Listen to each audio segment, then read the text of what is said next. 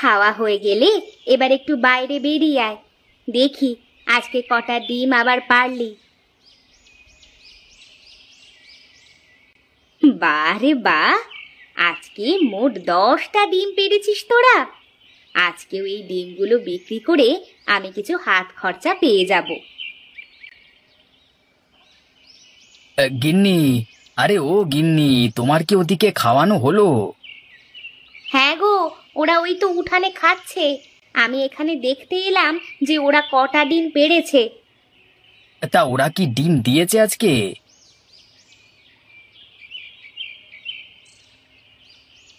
হ্যাঁ গো, একটা দুটো নয়, একেবারে 10-10টা। কই দেখি। না গো, সকালবেলায় তুমি এখন দোকানে বেরোবে, এই সময় ডিমের মুখ দেখতে হবে না তোমাকে। হ্যাঁ তাই তো বটে।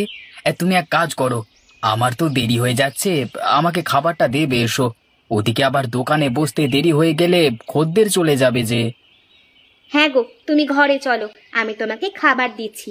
তুমি দোকানে চলে যাবার পর পিঙ্কি মাকে দিয়ে ডিমগুলো গ্রামে বিক্রি করতে পাঠাবো। আবার পিঙ্কি মাকে খাটাও কেন? তুমি কি যেতে পারো না?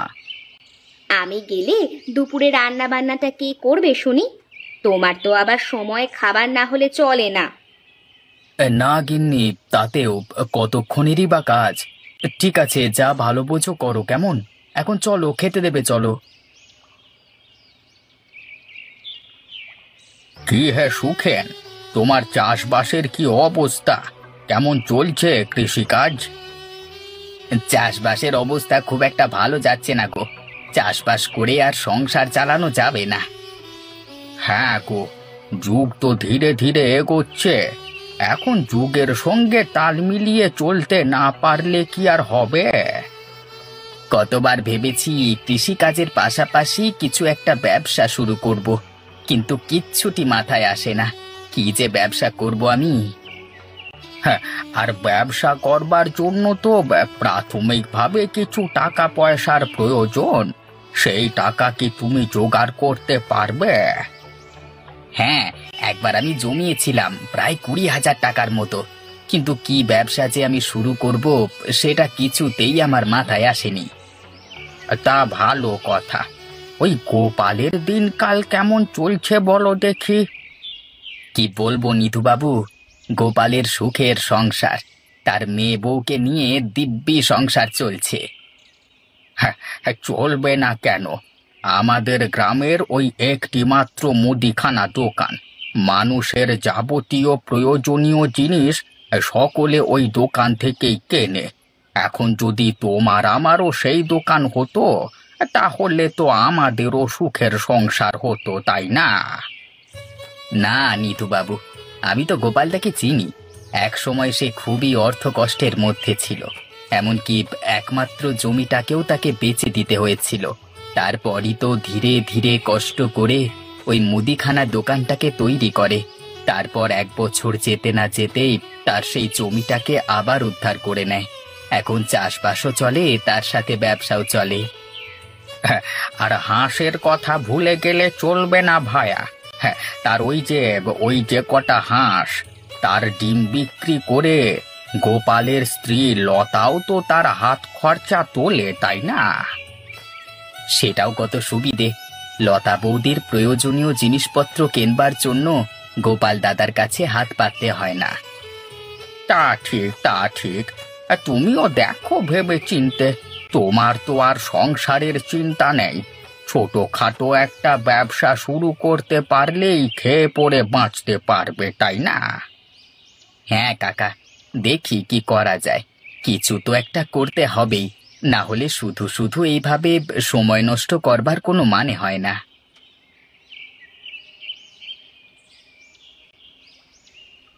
কাকিমা, কাকিমা, বাড়িতে আছো নাকি?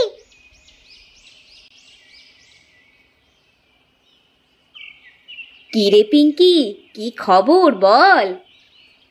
কাকিমা, মা পাঠালো ডিম নেবে, ডিম।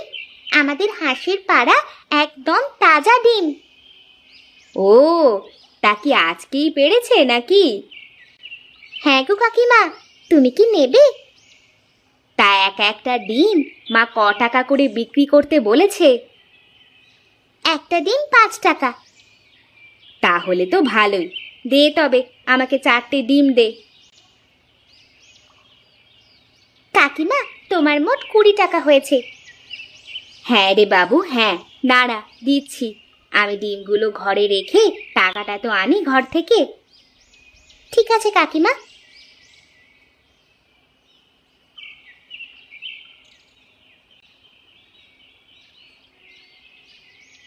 আমি তবে এখন আসি, কেমন?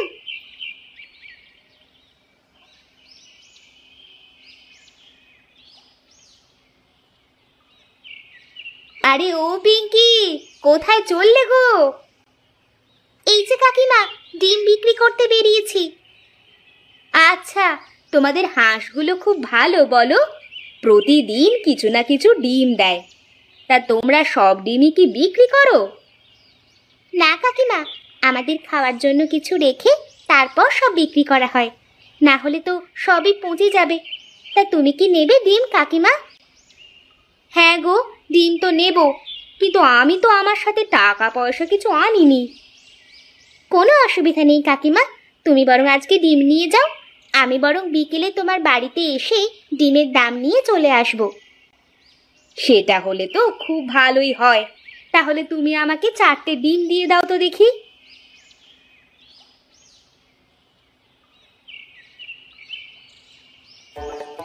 কি গো গোপালদা, ব্যবসা কেমন চলছে তোমার? এই তো রে, তোদের ভালোবাসায় বেশ ভালোই চলছে। তা বল দেখি কি দেবো তোকে? আমি কিছু নিতে আসিনি, তোমার সঙ্গে কিছু পরামর্শ করতে এসেছি। তা তোমার কি এখন সময় হবে? পরামর্শ করতে?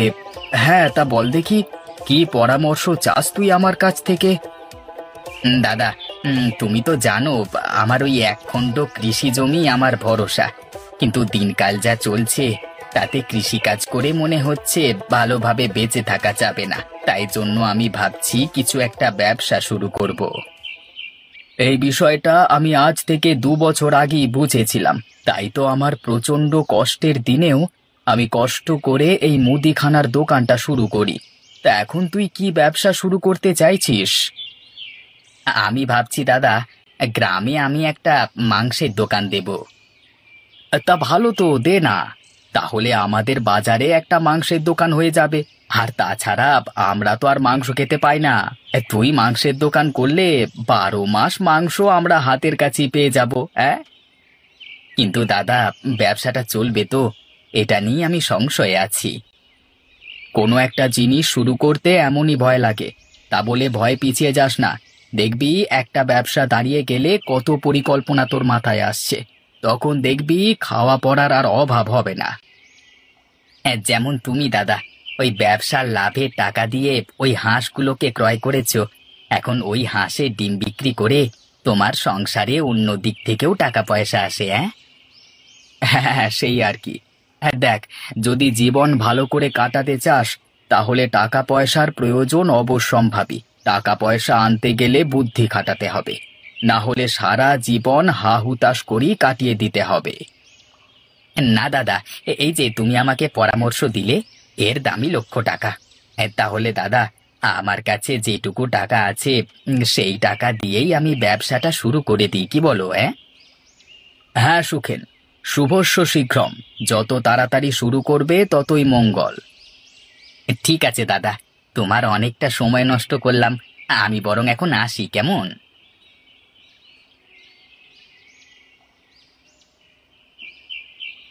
আয় আয়, চই চই চই। ওরে বাড়ি আয় তোরা, সন্ধে নেমে এলো যে। আর জলে থাকিস না, উঠে আয়। চল চল, তাড়াতাড়ি বাড়ি চল। কি আরেকটা হাঁস গেল কোথায়? তোদের সাথে তো বাইরে এসেছিল, এখন সে গেল কোথায়? হায় হায় হায়, আমার একটা হাঁসকে কে চুরি করে নিয়ে চলে গেল। যাক, কালকে সকালে বরং একবার খুঁজে দেখব। এখন তোরা বাড়িতে চল। যদি শেয়াল কুকুরের উৎপাত বেড়ে যায় তাহলে তোদের আর বাড়ি থেকে ছাড়া যাবে না এখন।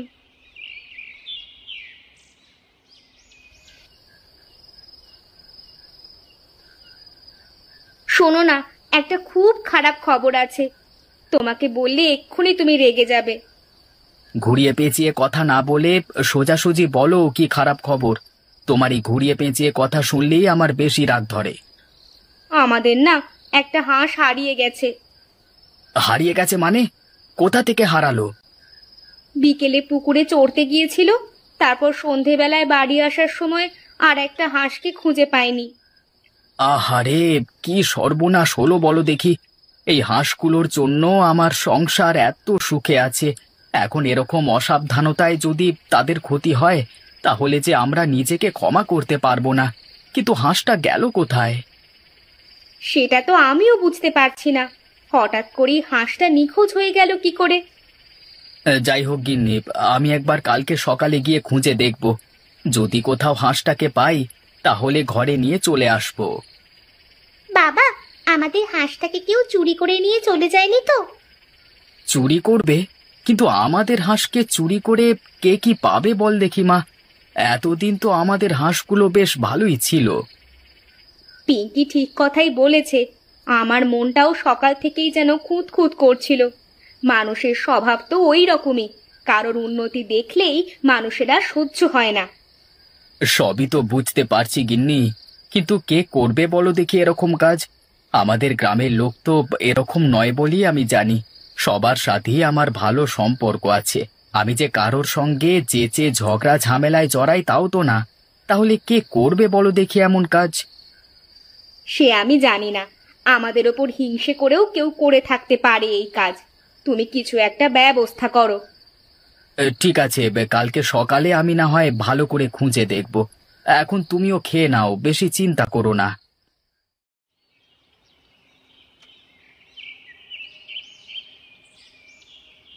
গিন্নি, আমাকে তাড়াতাড়ি করে দুটো খেতে দাও দেখি।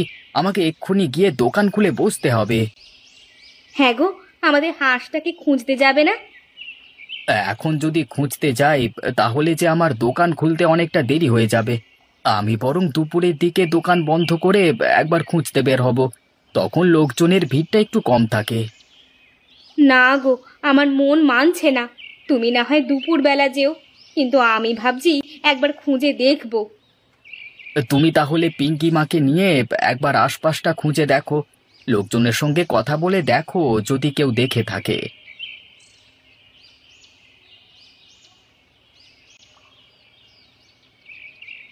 গোপাল, এটা কি তোমার হাঁস? এই তো, এই তো আমার হাঁস। আপনি কোথায় পেলেন? আর বলো না, বাজারে যাওয়ার পথে একটা ঝোপের ধারে দেখলাম মরে পড়ে আছে। কিন্তু ওকে এইভাবে মারলো কে? কে করলো এমন কাজ? আমার মনে হয় শেয়াল কুকুরে হাঁসটাকে একা পেয়ে টেনে নিয়ে চলে গিয়েছিল, তারপর তাকে মেরে দিয়ে চলে গেছে। কিন্তু কিন্তু আমাদের গ্রামে হঠাৎ করে এভাবে শিয়াল ঢুকে যে আমার হাঁসটিকে মেরে ফেলবে তা আমি কল্পনাও করতে পারিনি। সেই তো গো, কি আর করবে বলো, তোমাদের ভাগ্যে হয়তো এটাই লেখা ছিল। কিন্তু কিন্তু আমি যে কিছুতেই মেনে নিতে পারছি না। মেনে নাও মা, মেনে নাও। যেটা বাস্তব সেটা তো মেনে নিতেই হবে। দুঃখ করো না।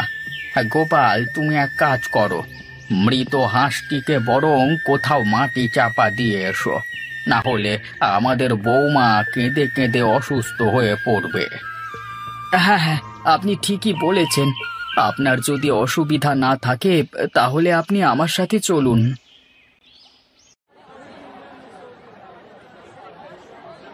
কি গো গোপালদা, ব্যবসা কেমন চলছে তোমার? ঠিকঠাকই চলছে। তা তোমার মাংসের দোকানের কি খবর? মুনাফা আসছে কিছু? সে আর বলতে দাদা, তুমি যদি আমাকে পরিকল্পনাটা না দিতে তাহলে আমি যে আজকে কি করতাম। আরে আমি আর কি করলাম বলো, আমি তো শুধু তোমাকে বলেছিলাম, এরপর সিদ্ধান্ত নেওয়ার ক্ষমতাটা তোমার ছিল। তুমি টাকা পয়সা জোগাড় করে মাংসের দোকানটা খুলেছো, তারপরই তুমি উন্নতি লাভ করেছো। যাই বলো দাদা, আমি তো সারা জীবনই বিশ্বাস করব যে তুমি আমার পাশে না দাঁড়ালে আমি কিছুই করতে পারতাম না।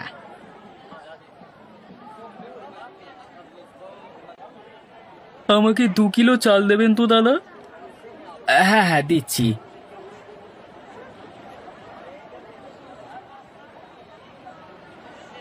কি ব্যাপার সুখেন, নিধুবাবু তোমাকে কি দিতে এসেছিল? ওই কিছু না, ওই আর কি, মানে তোমাদের গোপনীয় কথা হলে থাক, বলতে হবে না। উনি এলেন বলি আমি জিজ্ঞাসা করলাম। আরে না না দাদা, গোপনীয় ব্যাপার কিছু নয়। আসলে নিধুবাবু আমাকে ব্যাপারটা কাউকে বলতে বারণ করেছিলেন, তো তাই আমি একটু সংকোচ বোধ করছিলাম আর কি। ও আচ্ছা আচ্ছা, বুঝলাম। আসলে ব্যাপারটা হলো, নিধুবাবু গোপনে একটা হাঁস পালন করেছিলেন। তারই ডিম আমাকে বিক্রি করতে আসেন আর কি। আমি ওনার কাছ থেকে ডিম কিনে নিই, তারপর এখানে রেখে ব্যবসা করি। ও এই ব্যাপার, তাহলে ঠিক আছে। আমি ভাবলাম কি না কি। হ্যাঁ, বিষয়টা তোমাকে বললাম, তুমি আবার যেন অন্য কাউকে বলো না, কেমন? নিধুবাবু ব্যাপারটা গোপনই রাখতে চান। না গো, এ কথা কেউই জানতে পারবে না, আমি আমার মধ্যেই রাখবো। কিন্তু নিধুবাবু হাঁসের ডিম বিক্রি করবেন, এতে এত গোপনীয়তার কি আছে? তিনি তো সকলের সামনেই ডিম বিক্রি করতে পারেন। ব্যাপারটা একটু দেখতে হবে তো। আজকে যাবার পথে একবার নিধুবাবুর বাড়ি হয়ে তারপর যাব।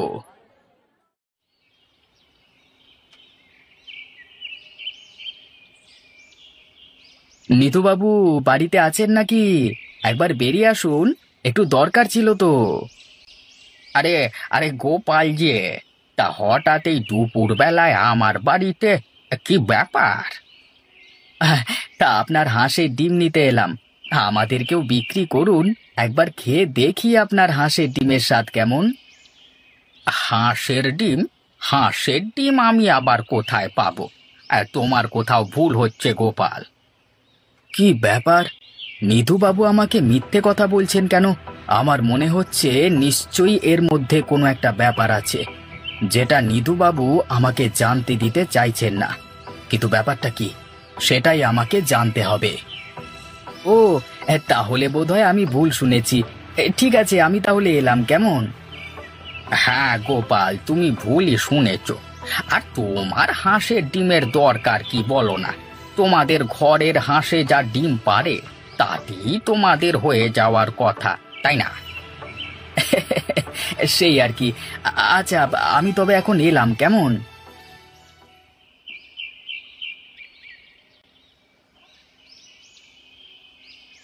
শোনো শোনো, তুমি এক্ষুনি আমার সাথে একবার নিধুবাবুর বাড়িতে চলো তো। কেন, কি হলো? এই ভর দুপুরে নিধুবাবুর বাড়িতে যাবে কেন শুধু শুধু? শোনো গিন্নি, আমার মনে ভীষণ এক সন্দেহের উদ্রেক হয়েছে। আমার মনে হচ্ছে নিধুবাবু আমাদের সাথে চালাকি করছেন। চালাকি করেছেন? কিন্তু কি চালাকি? সেটা আমি তোমাকে পরে বলবো, এখন তুমি আমার পরিকল্পনাটা শোনো। তোমাকে এত সহজে ছাড়বো না বাবা। হ্যাঁ, অনেক কষ্ট করে ওই গোপাল আর তার বউকে ভুল বুঝিয়ে আমি তোমাকে চুরি করে এনেছি। এখন তোমার ডিম বিক্রি করেই আমি আমার ব্যবসা করব। ওরা কি ভেবেছে ওরা নিজেদের ব্যবসা শুরু করে টাকা পয়সা কামিয়ে নেবে, আর আমি এখানে খালি হাতে বসে ভ্যারেন্ডা বাজাবো? সেটি তো হবে না। কি ব্যাপার, হঠাৎ করে বাইরে থেকে হাঁস ডাকবার শব্দ আসছে কেন? একবার বাইরে গিয়ে দেখি তো।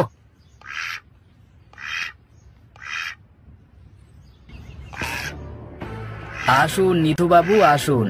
তা আমার যে হাঁসটিকে বন্দি করে রেখেছেন, তাকে কি আপনি ছাড়বেন নাকি আমরা গিয়ে নিয়ে আসবো? তুমি কি সব আজে বাজে কথা বলছো গোপাল? তোমার মাথার কি ঠিক আছে? নিধুবাবু, আমি শেষবার জিজ্ঞাসা করছি, আপনি নিয়ে আসবেন না আমি যাব? গিন্নি, উনি কিছু করবেন না, বুঝলে? এখন তুমি গিয়ে ঘর থেকে হাঁসটিকে নিয়ে এসো গো।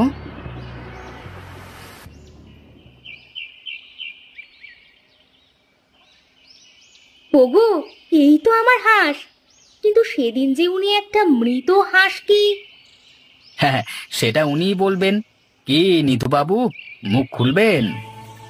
হ্যাঁ গোপাল, এই হাঁসটা তোমাদেরই। আমি সেদিন বিকেলে জলাশয়ের পার থেকে এটিকে চুরি করে নিয়ে চলে আসি। আমার ইচ্ছে ছিল তোমার হাঁসের ডিম বিক্রি করে আমি কিছুটা টাকা পয়সা কামাবো। কিন্তু সেদিন যে মৃত হাঁসটিকে আমাদের বাড়িতে দিয়ে এলেন, ওটাই আসলে আমার হাঁস ছিল। কিন্তু ও একটিও ডিম দিত না আমাকে। আমি যখন দেখলাম আমার হাঁসটা হুবহু তোমার একটি হাঁসের মতো দেখতে, তখন আমি ভাবলাম যে আমার হাঁসটিকে মেরে তোমার হাঁস বলে চালিয়ে দেব। এটা আপনি ভালো কাজ করেননি নিধুবাবু। ফের যদি আপনি আমার হাঁসের দিকে নজর দেন তাহলে আমি আপনাকে ছেড়ে